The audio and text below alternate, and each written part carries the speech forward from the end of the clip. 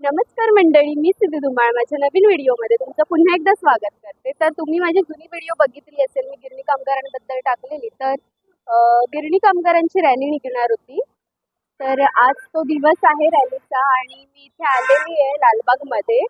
अजून माणसं जमली नाही आहेत रॅलीसाठी, हळूहळू जमत आहेत.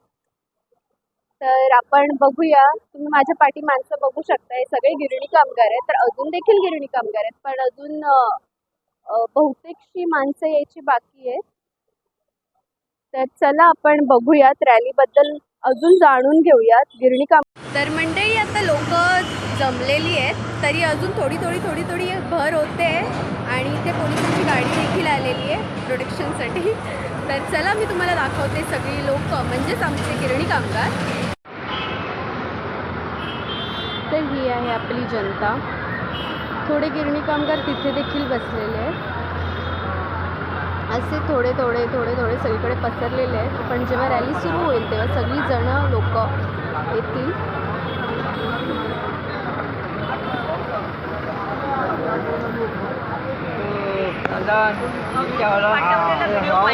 मस्त आणि भारी. थँक्यू.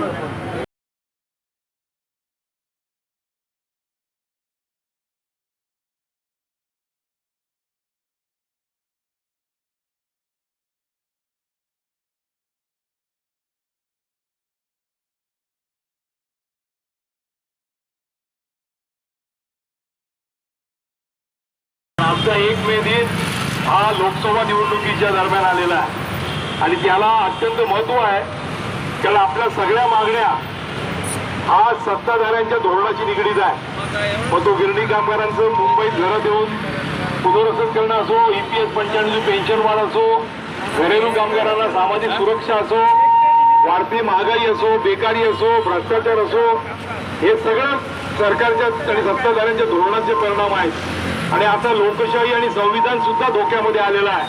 अशा वेळेला ही 1 मेची रॅली आपण गिरणगावामध्ये काढून आपल्या मागण्यांचं तर आपण मागणी करणारच आहोत. पण या सर्व प्रश्नांवर त्यांनी आपली कोंडी केलेली आहे. त्या सत्ताधाऱ्यांचा, मोदी भाजप सरकारचा या लोकसभा निवडणुकीत पराभव करा. त्यांनी हे आपल्यावर धोरणं लादलेली आहेत, त्यांचा पराभव करा असं आव्हान सुद्धा आपण या प्रचार रॅलीमध्ये करणार आहोत. तो या प्रचार रॅलीला आपण सुरुवात करतो आहोत. 1 मे कामगार दिन, महाराष्ट्र दिन जिंदाबाद जिंदाबाद. 1 मे कामगार दिन, महाराष्ट्र दिन जिंदाबाद.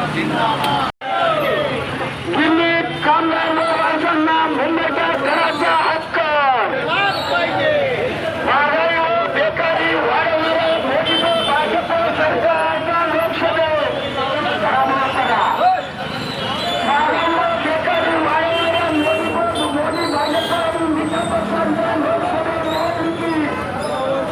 पराभव करा.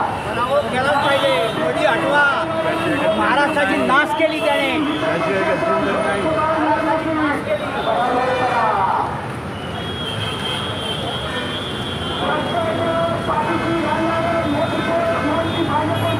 सभेच्या निवडणुकीत भ्रष्टाचार पाठीशी घालणारं मोदी भाजप सरकार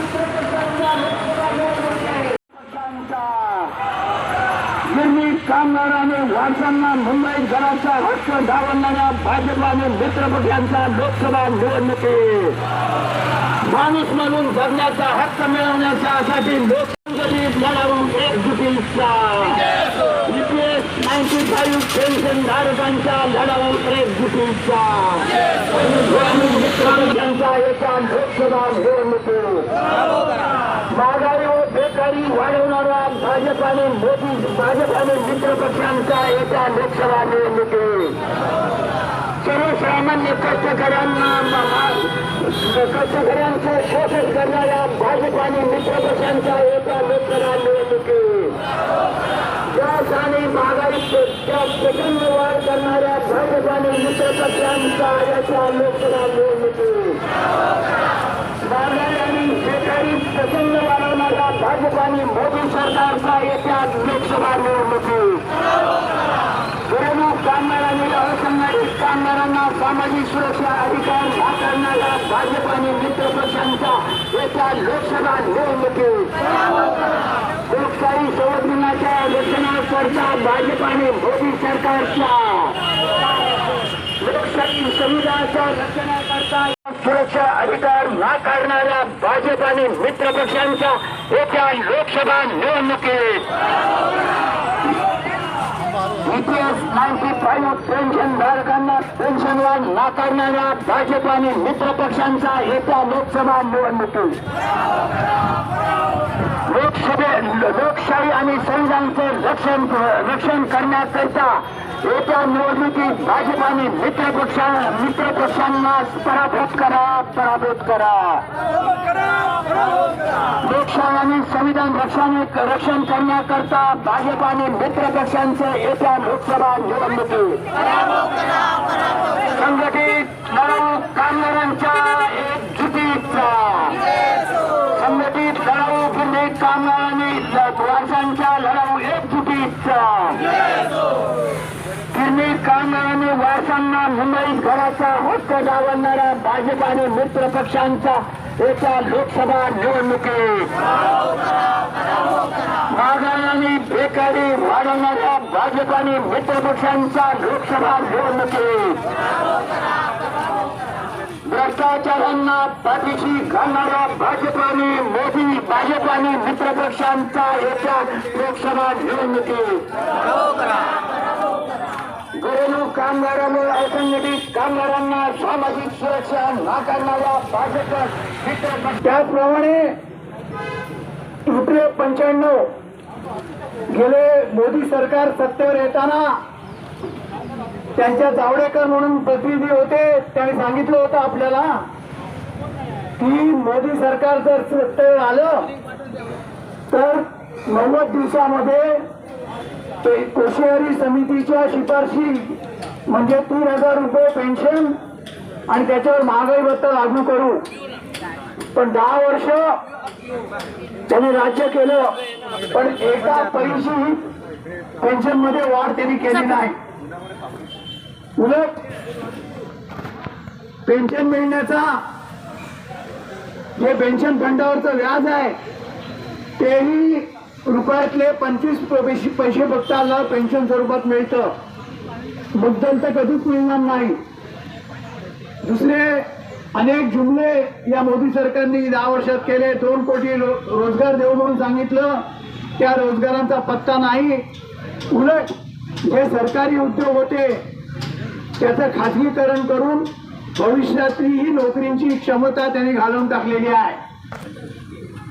2 कोटी रोजगार तर बाजूलाच राहिले. आज मितीला 30 लाख पदं ही सेंट्रल गव्हर्नमेंट मधली रिकामी आहेत. स्टेट गव्हर्नमेंट मध्ये आपल्याला माहिती आहे मध्ये 75,000 पदांची भरती करण्याचं त्यांनी जाहीर केलं होतं आणि त्याच्यात स्पष्ट लिहिलेलं होतं की 9 एजन्सी आम्ही नेमणार आणि त्याच्यातर्फे 75,000 पदांची भरती करणार. त्याच वेळेला कामगार संघटनांनी मिळून त्याचा निषेध केला होता आणि तरुणांचंही त्याच्याबद्दल प्रतिक्रिया तीव्र होती, म्हणून थोडे दिवस माघार घेतली. पण निवडणूक जाहीर झाल्यानंतर पुन्हा एकदा त्यांनी सांगितलं की हो, आम्ही 9 एजन्सी मार्फतच कंत्राटी पद्धतीने सरकारी नोकऱ्यांची भरती करणार. निव्वळ सरकारी नोकऱ्यांची भरती कंत्राटी पद्धतीने होणार नाही. तर आपल्याला माहिती आहे मोदी सरकारने अग्निवीर म्हणून लष्करामध्ये पण भरती 4 वर्षाची ही त्याने जाहीर केलेली आहे. आणि मुंबईतला गिरणी कामगारांचा घराचा प्रश्न तर आपल्याला माहिती आहे. गेले 15 वर्ष आपण लढतो आहोत. त्याच्या परिणामी 1 लाख लोकांचा घराचा अधिकार आहे हे सरकारला मान्य करावं लागलं. परंतु फक्त 15,000 लोकांना आतापर्यंत घरं मिळालेली आहे. ही आपण पहिल्यापासून मागणी करतो आहोत की मालकांवर कर आणि गिरणी कामगारांना मोफत कर.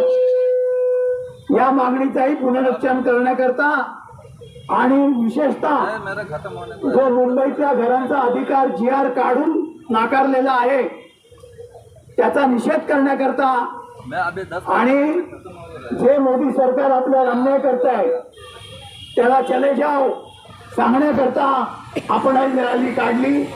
तुम्ही सुट्टीचा दिवस असताना वय झालेलं असताना पण तुम्ही या मोर्चात सहभागी झालात याच्याबद्दल सर्व श्रमिक संघटनेचा सरचिटणीस म्हणून मी आपले आभार मानतो आणि आपली भागीदारी अशीच राहील अशी अपेक्षा व्यक्त करतो. आणि बंधू आणि भगिनींनो,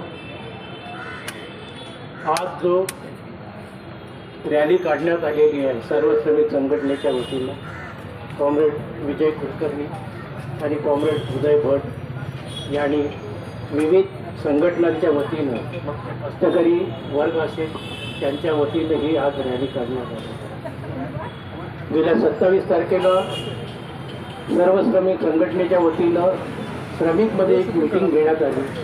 त्यामध्ये जो गिरणी कामगारांचा प्रश्न आहे, गिरणी कामगारांच्या घराचा प्रश्न आहे, त्या प्रश्नासंबंधी जो शासनानं GR काढलेला आहे 15 मार्च 2024 रोजी, त्या GRवर चर्चा करण्यासाठी मीटिंग बोलवण्यात आली होती आणि त्या मीटिंगला मुंबई गिरणी कामगाराचा प्रतिनिधी म्हणून मी उपस्थित होतो.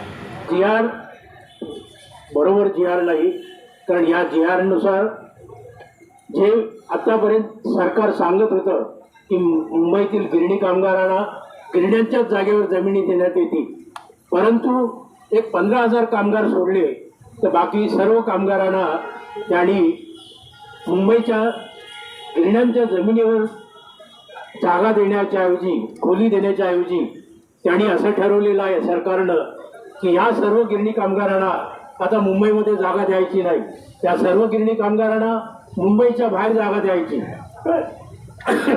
आणि त्या हिशोबानं त्यांनी जो GR काढलेला आहे त्या GRची 3 प्रारूप आहेत. पहिलं प्रारूप आहे जे ठाणे जिल्ह्यामध्ये त्यांनी जी जमीन घेतलेली आहे, काहीतरी 17 हेक्टर जी जमीन आहे त्या जमिनीवर घरं बांधण्यात येतील आणि त्या ठिकाणी लोकांना घरं देण्यात येतील. आणि दुसरा पर्याय आहे जे जॉईंट व्हेंचरच्या वतीनं प्राईम मिनिस्टर गृहनिर्माण प्रकल्प आहे त्या अंतर्गत लोकांना घरं द्यायची. आणि त्यामध्ये 2 पर्याय त्यांनी दिलेले आहेत, ते 30 एकर जागा असेल आणि हे असेल. परंतु ह्या ज्या सगळ्या गोष्टी आहेत ह्या सगळ्या गोष्टी प्रॉपर स्वरूपामध्ये सरकारनं मांडलेल्या नाहीत आणि त्या सर्व गोष्टींचा आणि त्या GRचा निषेध करण्यासाठी आणि त्याला पाठिंबा देण्यासाठी मुंबई गिरणी कामगार युनियनच्या वतीनं मी इथं आलेलो आहे. तरी मी मुंबई गिरणी कामगार युनियनच्या वतीनं त्या GRला विरोध दर्शवतो आणि हा GR सरकारनं रद्द केला पाहिजे अशी जाहीर मागणी करतो. आणि मुंबईत सर्व गिरणी कामगारांना मुंबईतच घरं मिळाली पाहिजेत अशी आग्रहाची विनंती सर्व संघटनांच्या वतीनं करतो. एवढे मरगळलेल्या वातावरणामध्ये आपण जिवंतपणा आणलेला आहे. हा जिवंतपणा म्हणजे 1960चा महाराष्ट्र दिन, कामगार दिन आणि आजही आपण साजरा करत आहोत. घोषणा करा, महाराष्ट्र दिन, कामगार दिन चिरावो हो चिरावो, महाराष्ट्र दिन, कामगार दिन, महाराष्ट्र दिन, कामगार दिन, कामगार एकजुटीचा, कामगार एकजुटीचा, कामगार एकजुटीचा. मित्रांनो, आपल्या या ठिकाणी बरेच मोर्चे आले महाराष्ट्र हायस्कूलला. सातत्याने आपण क्रियाशील आहात, सातत्याने आपण सरकारची झोपड करीत आहे. पण साखर झोपत असणारं सरकार हे तुमच्या एक एक गोष्टी काढून घ्यायला लागलेलं आहे. आणि महत्वाची गोष्ट 15 मार्चला जो GR निघालाय तुमच्या घराचा हक्क नाकारण्याचा प्रयत्न चालू आहे. अरे हे काय करतात तुम्ही? ही भारताची लोकशाही जिवंत आहे की नाही? आणि ही जर जिवंत ठेवायची असेल तर ही संधी आहे आपल्याला. स्वातंत्र्याची तिसरी पहाट आता आपली होणार आहे. कसली पहाट होणार आहे? तुमच्या हातात हे लोकशाहीचं सर्वाधिक मूल्य असलेलं मतदानाचा जो हक्क आहे, या सरकारच्या विरोधात, या नकारात्मक सरकारच्या विरोधात तो तुम्ही बजवावा. भारतीय घटनेने डॉक्टर बाबासाहेब आंबेडकरांनी आपल्याला जो मतदानाचा हक्क दिलेला आहे, त्या लोकशाहीच्या मार्गातनं तुम्ही जर समजा हे व्यवस्थित केलं तरच आपला हा देश स्थिर राहू शकतो. नाहीतर घटनात्मक बदल होण्याचा प्रयत्न चालू आहे. आणि महाराष्ट्राची स्थिती तर अत्यंत वाईट आहे. महाराष्ट्राची स्थिती जर पाहिली तर आमचा विरोधी पक्ष तर जागेवर आहे का नाही प्रश्न पडतो. सत्ताधारी पक्ष जागेवर तो प्रश्न पडतो. कारण कोण कुणाच्यात आहे? बाप लेखात नाही, लेख बापात नाही, ही परिस्थिती आपल्या महाराष्ट्राची. अशा वेळेला आपण कामगार वर्ग जर जागरूक झाला नाहीये आणि आपण योग्य रीतीने मतदानाचा हक्क नाही बदलला तर कामगारांचं ते वाटोळ झालंय, परंतु महाराष्ट्राचं पण वाटोळ व्हायला वेळ लागणार नाही आणि त्याचबरोबर देशाचं वाटोळ पण वेळ लागणार नाही. म्हणून जीवाची बाजी लावून लोकांच्या मध्ये प्रचार करा आणि हे नकारात्मक लोकशाही विरोधी सरकार हे हाणून पाडा हे आपल्याला विनंती करतो. आणि हा जो GR निघालाय त्या GRचा आम्ही धिक्कार करतो. आम्ही हे मान्य करणार नाहीये. कामगारांना मोफतच घरे मिळाली पाहिजे. 2011ला आमचा जो मोर्चा काढला 28 जुलै 2011चा, ह्या मोर्चानं सगळ्यांची झोप उडवली होती. ह्या मोर्चाची आठवण ठेवा आणि या मोर्चानुसार कामगारांना मोफत घरे मिळालीच पाहिजे. आणि ती घरं मुंबईच्या बाहेर नाही, ती मुंबईतच मिळाली पाहिजे. आणि एकजुटीने आपण आवाज दिला पाहिजे. कामगार एकजुटीचा, कामगार एकजुटीचा, कामगार एकजुटीचा, श्रमिक कष्टकरी वर्गाच्या लढ्यावर एकजुटीचा, श्रमिक कष्टकरी वर्गाच्या लढ्यावर एकजुटीचा, भ्रष्टाचारांना पाठीशी घालणाऱ्या भाजप आणि मित्र पक्षांचा येणाऱ्या लोकसभा निवडणुकीत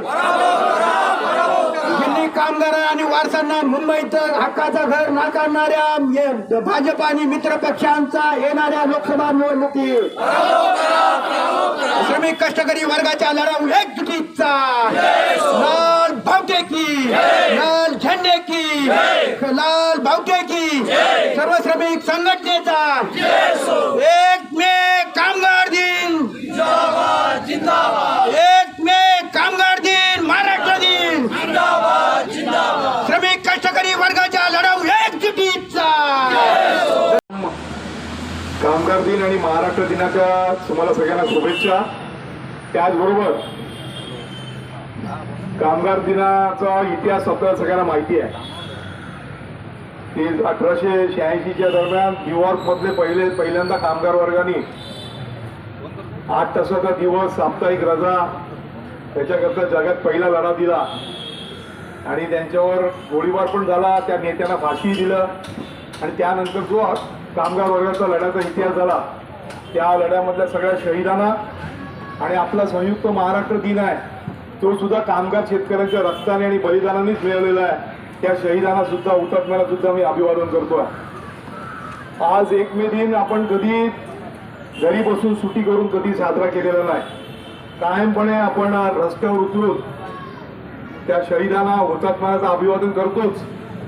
पण जे हुतात्म्य त्यांनी दिलं त्या स्वप्नातला भारत आणि महाराष्ट्र निर्माण करण्याच्या सुद्धा आपण वेळोवेळी प्रतिज्ञा करतो आणि आपल्या मागण्यांच्या बद्दल सुद्धा आपण आग्रही राहतो. आजचा 1 मे दिन हा लोकसभा निवडणुकीच्या मधल्या टप्प्यामध्ये आलेला आणि त्या दृष्टिकोनातनं या 1 मे दिनाचं आपल्याला दुसरी सुद्धा फार महत्व आहे की आता ज्या आपल्या सगळ्या मागण्यांचे फलक आपण हातात घेतलेले आहे पण त्याच्यात महागाई आहे, बेकारी आहे, गिरणी कामगार आणि वारसाला मुंबईत हक्काचं घर मिळण्याचा अधिकाराचा प्रश्न आहे, घरेलू कामगार महिला आल्या त्यांचं मी खास अभिनंदन करतोय, EPS पेन्शन आमचे PSCचे आले त्यांचं अभिनंदन करतोय, घरेलू कामगार आहेत, त्यांच्या सामाजिक सुरक्षा आहेत, EPS 95 पेन्शनधारक आहेत, युवकांची बेकारी आहे, सुरक्षा रक्षकांचा प्रश्न, असंघटितांचे प्रश्न, वाढती महागाई, त्याचबरोबर हा देश कसा चालणार आहे याच्याबद्दल सुद्धा आपण सगळेजण जागरूक आहोत. भ्रष्टाचार होता कामा नये, भ्रष्टाचाराची कीड समूळ नष्ट झाली पाहिजे, याचंही सुद्धा आपण सगळं भान ठेवून, आणि मुख्य म्हणजे ही निवडणूक अशा वेळेला होते आहे, ही साधी सुधी निवडणूक नाही आहे. एका पक्षाला हटवून दुसऱ्या पक्षाला आणा इतिहापुरती महत्वाची मर्यादित निवडणूक नाही, तर या निवडणुकीमधून हा देश लोकशाही आणि संविधानावर चालणार का हा देश हुकुमशाहीने चालणार याची निर्णायक क्षण असलेली निवडणूक आहे. आणि त्याकरता आम्ही सगळेजण जे लोकशाहीला मानतात आणि संविधानाला मानतात त्यांना याचं रक्षण करण्याची जबाबदारी आज आपल्यावर येऊन ठेवलेली आहे. काँग्रेस पक्षाने पूर्वी काय केलं, आणखीन काय केलं, हे सगळे मुद्दे आहेत. पण हे सगळे मुद्दे असताना सुद्धा आपला जो श्वास आहे, तो आपलं जे ऑक्सिजन आहे, ते म्हणजे आपलं संविधान आणि लोकशाही, आणि तीच आज संपुष्टात आणण्याचं काम गेले 10 वर्ष सातत्याने आपल्याकडे होत आहे. आज आपल्याला जो हक्क दाबवतोय, आपण शिकतोय, आपल्याला नोकरी मिळत नाही, मिळाली तरी ती 12 तासाची नोकरी, त्याला प्रॉव्हिडंट फंड ग्रॅज्युटीचा पत्ता नाही, अतिशय कमी पगार, अस्थिर जीवन, आपल्याला घराचा अधिकार नाही, आपलं पेन्शन वाढत नाही, हे सगळे अधिकार गिरवून घेणं म्हणजे लोकशाही कमकुवत करणं. तुमच्या आमच्या जीवावर हे सगळे सत्तेवर जातात आणि तिथे जाऊन काय करतात, मला वाटतं याचा हिशोब आणि याचा जाब विचारण्याची वेळ आता या निवडणुकीमध्ये सुद्धा आपल्याकडे आलेली आहे. आपल्या सुद्धा महाराष्ट्रात आपण जर विचार केला तर एकनाथ शिंदे मोरे आमची बैठक झालेली होती. तिथे एक मोरे आहेत, संतोष मोरे, आणि त्यांनी सांगितलेलं होतं की मुंबईमध्ये आम्ही घरं देण्याकरता सर्वतोपरी प्रयत्न करू. त्यात NTCची जमीन आहे, त्याच्या चाळीच्या जमिनी आहेत, DPT आणि इतर सगळ्या जमिनी आहेत, आणि मगच गावाच्या जमिनीचा विचार करू. आणि जर गावाला कोणाला हवं असतील तर ती ऐच्छिक ठेवू, आणि ज्यांना नको असेल तर त्यांनी मुंबईच्या घराचा अधिकार आम्ही अबाधित ठेवू. हे सगळं त्यांनी पाहिलेलं तोडवलेलं आहे. हे करायला काम नाही. मी परवा एक टीव्हीवर पाहत होतो, अग्निवीर, जिथे लष्करामध्ये मोठ्या प्रमाणात भरती होते, हरियाणा, उत्तर प्रदेशचा पश्चिम भाग, राजस्थानचा भाग, तिथली तरुण मुलं तुटून पडलेली होती. एक तरुण मुलगा सांगत होता की मी 18 वर्षी अग्निवीर म्हणून कामाला लागलो, की 4 वर्षांनी मी कंत्राटी लष्करातला भरती असलेला अग्निवीर, मी रिटायर होणार, 22व्या वर्षी मी रिटायर, मला पेन्शन नाही, मला दुसरा कुठला विमा नाही, आणि 22व्या वर्षी मी सेवानिवृत्त, याला मी मत देणार नाही. मला वाटतं गंभीर प्रश्न आहे. बेकारीने उच्चांक गाठलेला आहे, महागाईने उच्चांक गाठलेला आहे, भ्रष्टाचाराने उच्चांक गाठलेला आहे, शेतकऱ्यांच्या समस्या प्रचंड प्रमाणात वाढलेल्या आहे, आणि किती पूल बांधले आणि किती रस्ते बांधले यातनं आमचं काही पोट भरत नाही. एका बाजूला सांगते विश्वगुरु झालं आणि जगातली महासत्ता आता आम्हाला व्हायची आहे, आणि दुसऱ्या बाजूला सांगतात की 80 कोटी जनतेला मी फुकट रेशनिंग देतो. मग खरं काय, जर देशातली तू सगळ्यात मोठी अर्थसत्ता झाली असणार जगातली, मग फुकट 80 कोटी लोकांना द्यायची तुला गरज काय?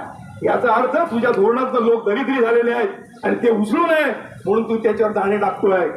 हा खोटं बोलणारा, लोकांना फसवणारा आणि गद्दारी करणारे सगळे मंडळी आहेत, त्याला धडा पण शिकवायला लागेल, कारण हे राजकारणच आपल्या आडवं आलेलं आहे. कोणी म्हणाला आपला राजकारणी संबंध काय, राजकारणी संबंध आहे. तुम्ही आम्ही जे निवडून पाठवतो त्यांच्या धोरणाची फळं आपण आज भोगतो. जर सर्वसामान्यांचे प्रतिनिधी आज जर लोकसभेत आणि विधानसभेत गेले असते, माझ्या गिरणी कामगाराचा वारसदार, गिरणी कामगार, घरेलू कामगार, शेतकरी, शेतमजूर, कष्टकरी, हे जर लोकसभेत आणि विधानसभेत गेले असते तर अदानी आणि अंबानीला हा देश कशात घालण्याची धोरणं त्यांनी घेतली नसती. मोदींनी आपल्या 10 वर्षामध्ये प्रत्येक वर्षी 6 लाख कोटी रुपये टॅक्स अदानी आणि अंबानी आणि कॉर्पोरेट कंपन्यांचा त्यांनी माफ केला. आणि आमच्या EPS पेन्शनरला सांगतात जे 70 लाख EPS पेन्शनर आहेत त्यांच्या श्रमावर हा देश उभा राहिला. त्याला 1000 आणि 1200 रुपये पेन्शन, वाढ नाही गेल्या 20 वर्षामध्ये, महागाई नाही. त्याला सांगतात आमच्याकडे पैसे नाही. पैसे येणार कुठून? तुम्ही 6 लाख कोटी दरवर्षी टॅक्स कॉर्पोरेट कंपन्यांचा माफ करणार. 16 लाख कोटी ही साधी रक्कम नाही आहे. 16 लाख कोटी राष्ट्रीयकृत बँकांचं कर्ज या 20 बड्या भांडवलदारांचं या मोदींनी माफ केलं. तुमचं आमचं कोणाचं केलं? एका पैशाचं ते माफ केलं. म्हणजे तुमच्या मुलाला सांगणार की तुम्ही शिक्षण घ्यायचं असेल तर पैसे भर आणि महागड्या शाळेमध्ये जा, तुला घर पाहिजे असेल तर पैसे भर, महागडं घर घे. म्हणजे तुम्हाला जगण्याकरता महागाई आणि अंबानी आणि अदानीच्या घशात मात्र संपत्तीचा महापूर. आज मुंबई शहर संपूर्णपणे अदानीला देण्याचं चालू झालेलं आहे. धारावी दिलेली आहे, बॅक बे रेक्लेमेशन दिलेलं आहे, संपूर्ण बंदर अदानीला दिलेली आहे, सगळे एअरपोर्ट देशातले अदानीला दिलेले आहेत, सगळे कोळशाचे साठे अदानीला दिलेले आहेत. मतदान करायला जाणार तर तुम्ही तरुण असाल तर तुम्ही काय म्हणून बटन दाबणार कमळावर? तुम्हाला दिली त्यांनी नोकरी, चांगला सन्मानपूर्वक नोकरी दिली, तुम्ही ईपीएस पेन्शन 95 धारक असाल तर तुमच्या पेन्शन मध्ये वाढ केली, तुम्ही गिरणी कामगार असाल तर तुमच्या घराचा अधिकार तुम्हाला दिला, वारसदाराला घराचा अधिकार दिला, शेतकरी असाल तर दुप्पट दराने हमीभाव आणि शेतकऱ्यांचे सगळे प्रश्न सोडवले. कुठल्या प्रश्नाला पण त्याला देणारा 1 मे दिनी ज्या हुतात्म्याने आपलं रक्त सांडून हा संयुक्त महाराष्ट्र आपल्याला मिळवून दिला, तो हे नंगानाच घालण्याकरता नाही. काय घडलं या महाराष्ट्रामध्ये मला वाटतं त्याचं सुद्धा आपल्या मनामध्ये ठेवलं पाहिजे की महाराष्ट्राचा छत्रपती शिवाजी महाराजांच्या नेतृत्वाखालचा महाराष्ट्र, त्याचे आपण वारसदार आहोत. आपले प्रश्न जर जिवंत ठेवायचे असतील आणि त्या प्रश्नाचा जर न्याय मिळवायचा असेल तर पहिल्यांदा लोकशाही संविधान टिकलं पाहिजे. जर ऑक्सिजन असेल तरच आपण जिवंत राहणार. आणि सर्वसामान्य माणसांचं ऑक्सिजन या देशाची बाबासाहेबांनी घडवलेली घटना, ते संविधान आणि ती लोकशाही आहे, ती टिकवण्याची जबाबदारी आज आपल्यावर येऊन ठेपलेली आहे. आणि त्याकरता येत्या लोकसभा निवडणुकीमध्ये यांचा संपूर्ण पराभव करणं ही आपली काळाची गरज आहे. नंतर येणाऱ्या सत्तेविरुद्ध काय झगडा करायचा तो आपण करू. आम्ही असं म्हणत नाही की झगडा थांबणार आहे, झगडा करावाच लागणार आहे, पण झगडा करताना वातावरण वेगळं असणार आहे. ज्यांनी आपल्यावर 10 वर्ष खोटं बोलत राज्य केलं, ज्यांनी महागाई आमच्यावर लादली, ज्यांनी आमच्यावर बेकारी लादली, ज्यांनी आमच्या प्रत्येक प्रश्नाबद्दल जबाबदारी केली, त्याला पहिल्यांदा सत्तेवरून खाली उतरा. धर्म आणि याच्या भावनेवर आम्ही मतदान करणार नाही. आणि राम आमच्या मनामध्ये आहे, तो सर्वसामान्य माणसांचा आहे. कुठला जर दुःख झाली, काय संकट आली तर देवाचा आपण आधार घेतो, पण यांचा राम निवडणुकीचा आहे. घाईघाईने रामाचं मंदिराचं उद्घाटन केलं, कोणालाही बोलवलं नाही, सगळे जमले होती, ती टोळी होती, ती टोळी आज पार देशामध्ये धुमाकूळ घालते आहे. आज इकडचे लोढा भाजपचे, परवा पेपरामध्ये मी पाहिलं की अमिताभ बच्चननी त्या अयोध्येच्या राम मंदिराच्या परिसरामध्ये प्लॉट विकत घेतला. तो प्लॉट कोणाचा? तो लोढाचा. त्याची किंमत काय? तो 16 कोटी. म्हणजे तुमचं राम मंदिर कोणा करताय? म्हणजे लोढाची जमीन घेणार आणि प्रचंड प्रमाणात तिथे पैसा कमवणार. त्या रामाचा आणि या सर्वसामान्य जनतेचा काही प्रश्न नाही आहे. हा राजकीय राम आहे, त्याला निवडणुकीमध्ये जिंकून येण्याकरता त्यांचा रामाचा वापर करतायत. आणि सर्वसामान्याचा राम हा सत्य आणि लोकशाहीच्या बाजूचा आहे. आणि त्याकरता येत्या लोकसभा निवडणुकीमध्ये आपल्याला प्रचार करून या भाजप आणि त्याच्या सहकारी आणि इंडिया पक्षाचा पराभव करायचा आहे आणि एक धडा द्यायचा आहे की महाराष्ट्र मेलेला नाही, महाराष्ट्र जिवंत आहे. आणि जिवंत महाराष्ट्राचा तडाखा देऊन संबंध देशाचं राजकारण बदलण्याची जबाबदारी आज आपल्यावर आलेली आहे. काल मोदी सांगतायत फक्त महाराष्ट्र आणि बिहार मोदींची सत्ता दिल्लीत येणार की नाही ते ठरवणार आहे. म्हणजे एवढं महत्व आपल्याला आहे. आणि हे जर महत्व आपण ओळखलं आणि जर तडाखा दिला तर येत्या 2-3 महिन्यामध्ये महाराष्ट्राची विधानसभा येऊ घातलेली आहे. जो कोणी सत्तेवर असेल त्याला मानगूट पकडण्याची ताकद आपल्यामध्ये निर्माण होणार आहे. आणि मग नगरपालिकेच्या निवडणुका आहेत, महानगरपालिका निवडणुका आहेत, म्हणजे विधानसभेच्या पाठोपाठ महानगरपालिकेच्या निवडणुका आहेत. त्यामुळे आत्ताच तडाखा देऊया, एकाच दगडात 2-3 पक्षी मारूया. पहिल्या एका दगडामध्ये पहिल्यांदा संविधान आणि लोकशाहीचं रक्षण करूया, आपले प्रश्न जिवंत ठेवून तो त्याचा न्याय मिळण्याचा रस्ता उघडूया. आणि तिसऱ्या दगडामध्ये जे सत्तेवर येते त्याचं मानगुट पकडून या मुंबईमध्ये आणि या सगळे आपले जे प्रश्न आहेत ते सोडून घेण्याची हमी निर्माण करूया. आणि त्याकरता मला असं वाटतं की आपण आजची एक प्रचार यात्रा केली की तुम्ही त्याच्यात सगळे सहभागी झालात. ऊन असताना सुद्धा तुमच्या सगळ्यांचं मी धन्यवाद देतो. पण लढा संपणार नाही जोपर्यंत आमचे प्रश्न सुटत नाही, तोपर्यंत ही प्रतिज्ञा आपण घेऊया आणि पुढच्या कामाला लावूया. धन्यवाद. गिरणी कामगारांनी वारसांना मुंबईतच घराचा हक्क डावलणाऱ्या भाजप आणि मित्रपक्षांचा येणाऱ्या लोकसभेत गिरणी कामगारांनी वारसांना मुंबईत घराचा हक्क डावलणाऱ्या भाजप आणि मित्रपक्षांच्या येणाऱ्या लोकसभा निवडणुकीत महागाई आणि बेकारी वाढवणाऱ्या भाजप आणि मित्रपक्षांचा येणाऱ्या लोकसभा निवडणुकीत भ्रष्टाचारांना पाठीशी घालणाऱ्या भाजप आणि मित्रपक्षांच्या येणाऱ्या लोकसभा निवडणुकीत गरीब कामगार आणि असंघटित कामगारांना सुरक्षेचा अधिकार नाकारणाऱ्या भाजप आणि मित्रपक्षांचा येणाऱ्या लोकसभा निवडणुकीत ईपीएस पेन्शनधारकांना हक्काची पेन्शन नाकारणाऱ्या भाजप आणि मित्र पक्षांचा येणाऱ्या लोकसभा निवडणुकीत लोकशाही संविधानाच्या रक्षणाकरता येणाऱ्या लोकसभा निवडणुकीत भाजप आणि मित्र पक्षांचा नोट भावटे की नोट झंडे की सर्व श्रमिक संघटनेचा 1 मे कामगार दिन महाराष्ट्र दिन 1 मे कामगार दिन महाराष्ट्र दिन 1 मे महाराष्ट्र दिन कामगार दिन धन्यवाद. आता इथे जमलेले सर्व कष्टकरी गिरणी कामगार एसटी कामगार घरेलू कामगार पीपीएफ पेन्शनधारक आज आपण या ठिकाणी सर्व श्रमिक संघटनेने आयोजित केलेल्या रॅलीमध्ये जो सक्रिय भाग घेतला आणि हे आपण शासनाला दाखवून देतोय की आज संविधानाची गरज आहे, भारत आमचा टिकला पाहिजे याकरता आपण रॅलीमध्ये जे सहभाग घेतलेले आहात. तर आपण या ठिकाणी आज आपला वेळात वेळ काढून इथे उपस्थित राहिलात त्याबद्दल आपल्या सर्वांचे मी या ठिकाणी आभार मानतो आणि आजची सभा संपली असं जाहीर करतो. त्याचप्रमाणे या ठिकाणी उपस्थित असलेले आपले पोलीस बांधव यांचं सुद्धा आम्ही या ठिकाणी आभार मानतो. तर मंडळी मी घरी आली आहे आणि रॅलीत अजून जास्तीत जास्त संख्या हजर राहिली असती, पण आता कसं मे महिना आला आहे आणि तसंच कडक उन्हाळ्याचे दिवस आहेत तरी खूप लोकसंख्या होती रॅलीमध्ये. आणि ही रॅली तुम्हाला समजलीच का होती तर सरकारने काढलेल्या GRचा निषेध होता हा. ज्या GRची अगदी म्हणजे GRची डिटेल माहिती ही आधीच्या व्हिडिओमध्ये दिलेली आहे. जर तुम्हाला GRची डिटेल माहिती बघायची असेल तर माझी पहिली व्हिडिओ नक्की बघा. मी त्या व्हिडिओची लिंक डिस्क्रिप्शनमध्ये देते. आणि आता इतक्या उन्हातानातून ही लोक म्हणजेच आपली गिरणी कामगार आणि वारसदार फिरतात तर त्यांच्या मागण्यांकडे सरकारने लक्ष द्यावं आणि इलेक्शनच्या आधी त्यांच्यावरती निर्णय घेण्यात यावा, GRमध्ये बदल घडवण्यात यावा. तर ही जी लोक कष्ट करतायत, लोक जी उन्हातानातून फिरतायत आपल्या हक्कासाठी, आपल्या रूमसाठी, तर त्यांची ती मागणी जी आहे ती पूर्ण केली पाहिजे सरकारने आणि त्यांच्यावरती लक्ष दिलं पाहिजे.